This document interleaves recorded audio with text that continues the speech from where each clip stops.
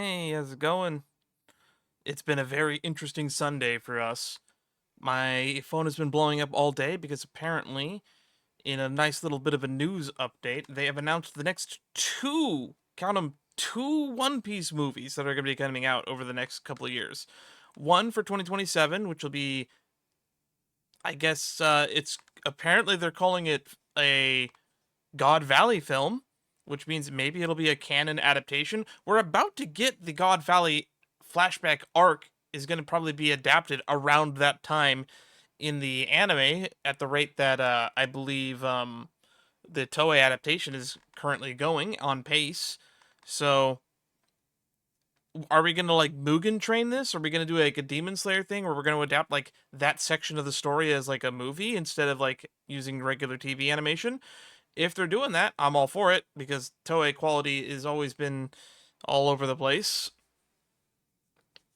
But Toei does movies really good from what I'm told. So that's one piece of news that we have as a nice little add-on update to today's stream. Another piece of news we have in One Piece news right now is the fact that the live action has started doing a lot of its season 3 promotion stuff. So around the same time today as the movie announcements, One Piece ENG also posted some more live action casting for season 3, The Battle of Alabasta. I'm a big promoter of the live action. If you haven't seen it yet, I highly recommend you go do it.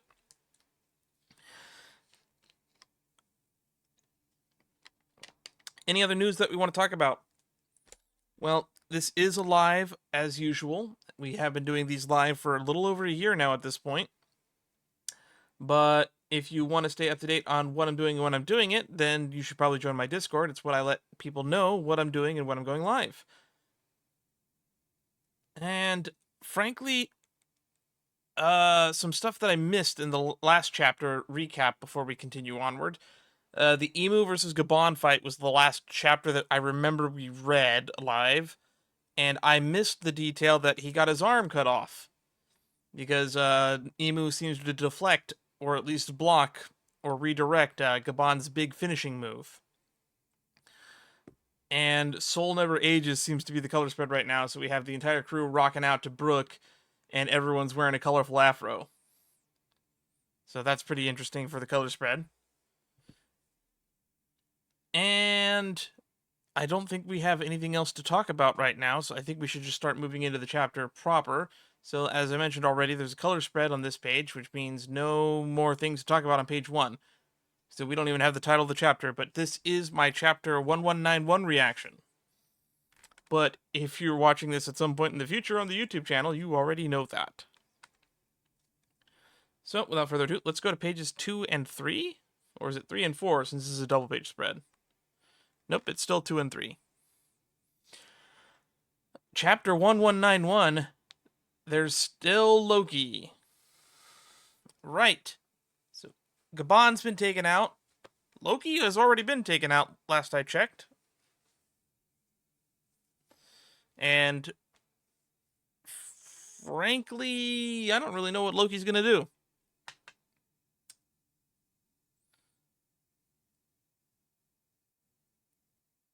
Okay. Oh, it looks like Luffy is getting up now, because he was pretty injured in the last chapter, or last 2 chapters, technically. If I get out of this form, it's going to be bad news. Hey, old man, old guy. Damn it, he got my arm. Sorry, it's because you were only, it's like because you're done defending me. Don't be stupid. I've lost hope in you. I was fighting for Elbaph's sake. Gabon's got a mouth on him. We love him. Well, let's move on to pages 4 and 5, I guess. I guess we can't let things end this way, huh? Old man guy, who is he? Who he is something is not something anyone ought to know. If I had to call him anything, it'd be God. As we cut to the underworld. Okay. That's kind of interesting. Oh, did Emu fall down to the underworld after Gabon's attack? I guess Gabon did slice the tree, and everything fell into the underworld. That makes sense. So the giant monsters are coming, or the giant animals. And it looks like Emu is just knocking them out with hockey. We've got the black lightnings coming off in every direction with a thud, thud, as the monsters pass out from the hockey. Crew of the King of Pirates. I failed to foresee what would become of those mere children at God Valley. Are you referring to, like, Roger's crew as children in the God Valley incident right now? Is that what you're trying to say? Or are you talking about the people that were saved by Akuma? I'm going to assume you mean Roger's crew since it was in the panel before this. Not much more to add there, I guess. It is very interesting. I guess we should dwell a little bit on this page to talk about the fact that Gabon says that he might be God. And it's a little bit of a throwback to what Emu said several chapters ago. Like, is there really a difference between the god and the devil? Depending on who's doing the worshipping, yeah. Because I believe on Lazy Bones Island, they worship Satan over there. So, to them, Satan is their god. Or if you're like a Hugbees fan, I guess, for whatever reason, just a little bit of a funny aside, my YouTube algorithm lately has been putting a bunch of old Hugbees videos from like 2 or 3 years ago. So I've just been watching a lot of Hugbees content, some of which I watched already. Like, I watched this years ago when it came out. By the way, go watch his video on why the Riddler is the best villain in Batman if you have not watched that video. It's a great video. And after that, I would recommend you watch his video on Snowflame, because that's the video that's stuck in my head right now, because Snowflame is such a hilarious DC villain that is also known as Snowflame, the cocaine-powered supervillain. And this chapter is reminding me of that because this I recently rewatched the Hugbees little Batman series that he did, and Snowflame considers cocaine to be his god, and that he is an instrument of its will. So, if Emu is the god of the One Piece world, it's just reminding me of that one panel from the old Marvel comic from 1988 about Snowflame calling cocaine his god. Just a reminder that we don't promote drug use here. I don't even, like, drink alcohol. That's how much I don't really promote drug use. So if YouTube wants to take this down or copyright strike or community strike this channel for that, note that we're not promoting drug use in any way. I will specify that one more time for those, because I don't want this to get flagged for no reason. But what I will promote is go watch Hugbee's YouTube channel. He has a lot of fun videos about Batman comics. If you like this content, you'll like his content even better, because he'll walk through a comic and he'll break it down for you on multiple levels and even come up with solutions for a better way to portray it. Anywho, we've been sidetracked by the man who thought cocaine was God, so let's just get back to this chapter, this comic, this manga that we are reading right now, and move on to pages 6 and 7, I guess. I should have eliminated all of it, along with rocks, on that day. Ah, so that's what you meant by children. So Roger's crew got away, and Rox's crew technically got away too.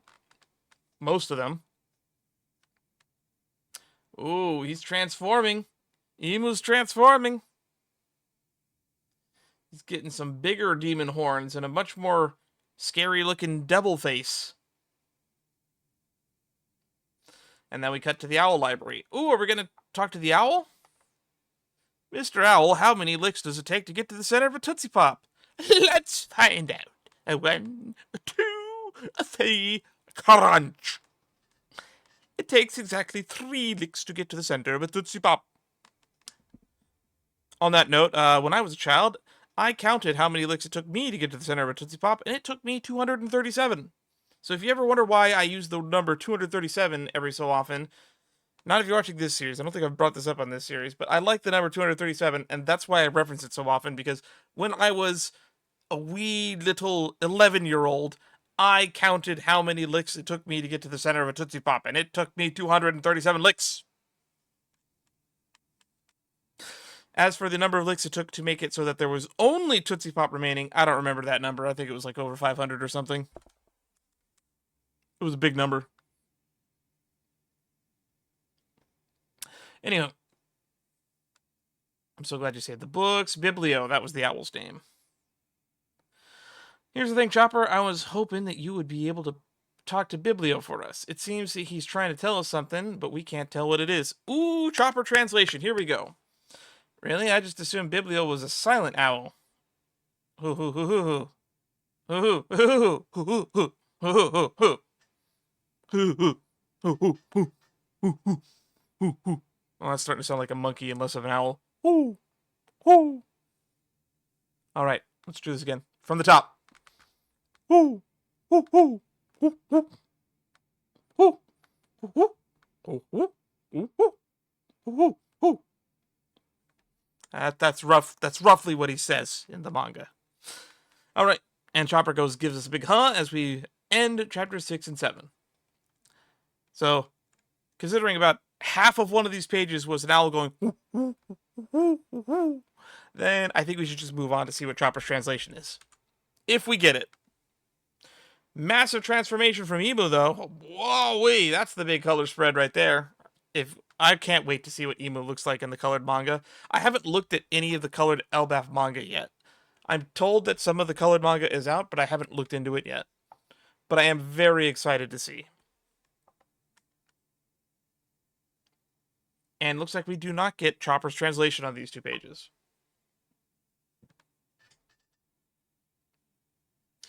More hockey blasts, more screaming, and impressive feat to escape Onibami's wrath at only the cost of 1 arm. Right, Onibami. Got to be keep note of the swords. Onibami was like bone eater or something, right? Is what that translated out to. And you're stepping on my line. I couldn't just let you get off free after an attack like that. There will be nothing left of thee after the next. I'd give you a round of applause, but, no hand. Gabon, ever the jokester. Is that him? He looks different. What do you mean you can't recognize him, Luffy?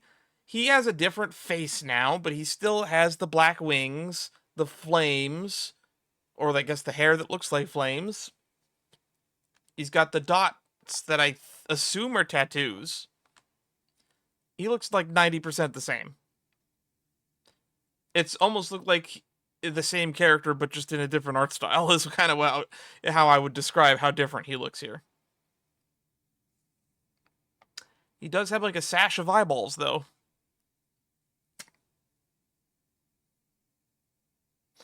Take your people and get off Elbaph now, Straw. We're leaving the island? This is a full retreat? Really? Holy crud. Okay, let's move to 10 and 11. Please cut back to Chopper. I want to hear some translation to Biblio. Alright, Luffy, of course, is not going to leave. Wasn't this chapter, like, wasn't the title of this chapter about Loki? When's Loki going to do something? You know I can't do that. You're a dead man walking here. You're useless. So are you. You can't fight like that. These 2 idiots. Alright, here comes Onibami. You can't do it. Run. Old man guy. Oh! Here they come. Gungnir. Haruden.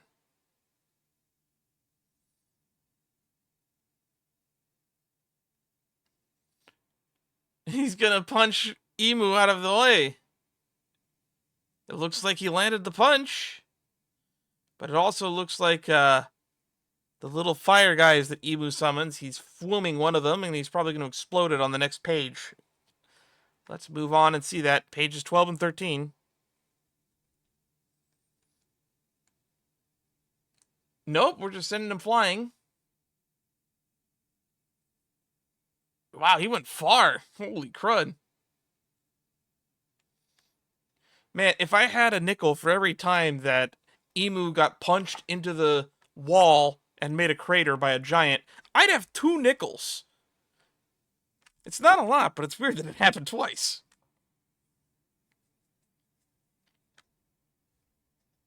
Oh, here come the exploding balls. And boom.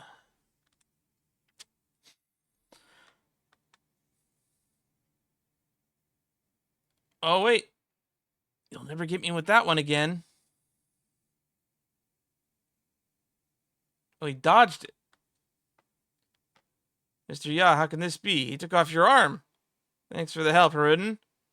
But he's immortal. There's no way to win. Help Straw Hat Luffy escape. Okay. Take it from Mr. Ya. I respect Gabon quite a bit. I think he's the person whose advice we should be heeding here. If he says he's immortal, then he's immortal. We're not dealing with this. On that note, time to go to pages 14 and 15. Straw Hat. Hey, stay out of this. I'm not running away. Listen to me, boy. What can you do with those injuries? I'm healing up my wounds right now. What nonsense are you talking about? I made sure to fight on a full stomach. Don't worry, I can do this. That's not real logic. You can't keep fighting. It's clear. Oh, here come the little fireballs. There's more of them. Oh, bombs. Whoa. Oh, did they get Haruden this time? Here he comes. Pull back so we can come up with a plan, Haruden.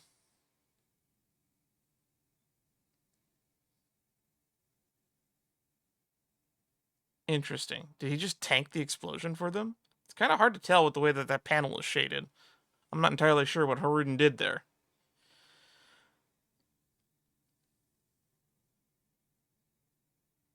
Remember, Mr. Ya, Elbaph will never give in. Our warriors are always prepared to die in glorious battle. Don't be stupid. You will die. Okay.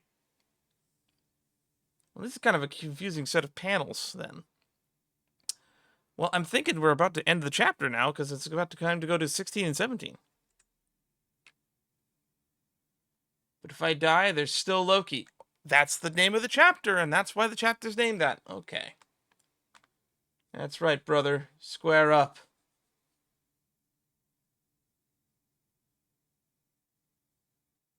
Wait, what? Luffy's just better now. What? What's wrong with these guys? Gum Gum, Triple General. Okay, so Luffy, Haruden, and Loki are going to do a Gokuku Sovereignty directly at Emu, and that's where we end the panel. That's probably going to be the thumbnail right there, too.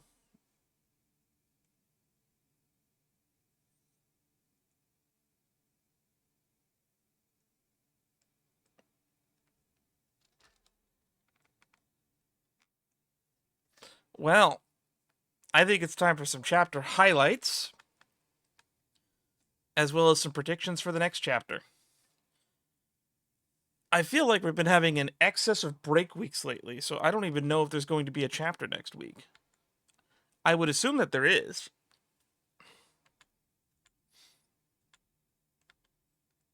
So I guess an obvious highlight is Emu's new transformation. I guess his arms are solid black before. Were they not before? Can we go back to a few pages before the transformation?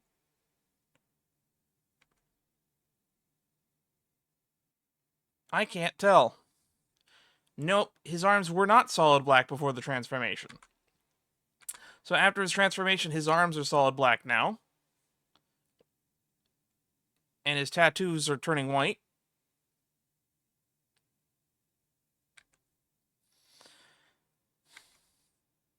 And I guess another big highlight, obviously, is Haruden sending him across the island of Elbaph. Elbaph's pretty huge, and he gets and clears that distance relatively quickly. Yeah, this was pretty much a mostly action chapter with not a lot happening. Although I am very upset that we set up more Biblio stuff and we did not follow up on more Biblio stuff. We did set up Biblio stuff in the last chapter, I believe, so hopefully that gets resolved in the next chapter. And we'll get the translations for the owl. But if he makes a 3 licks joke, I'm going to be a little upset because we made that in this chapter. I guess it's also really interesting to hear Emu comparing the crew of the Pirate King as children, especially since all the ones that are alive right now are like in their 70s,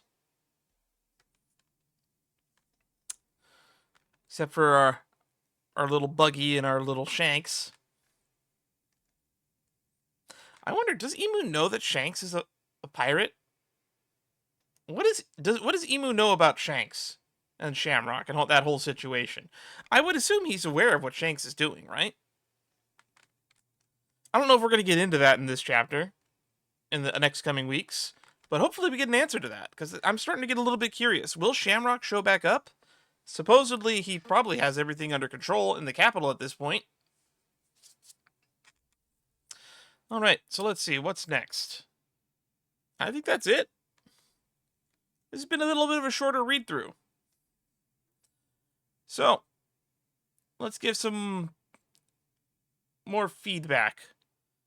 I'm kind of excited.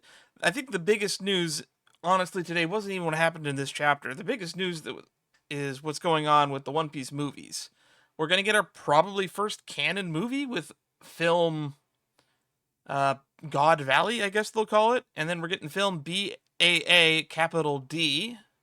Film bad? Bad? I don't know what that means. Film bad? Bad to the bone? Da-na-na-na. I don't really know. So that's the biggest news, and that's the thing that's going to be the most hype about. Well, anyway, in the future of the channel, there's a lot of world questing I'm doing in SNES and Genshin Impact right now, and I believe I said I would do some world exploration in Star Rail since I haven't done that in a long time, and we're going to do that after stream today since this was like barely 20 minutes, and I don't want to just go offline right now. So stick around if you want to see some of that. Otherwise, I will see you all in the next stream, wherever that might be.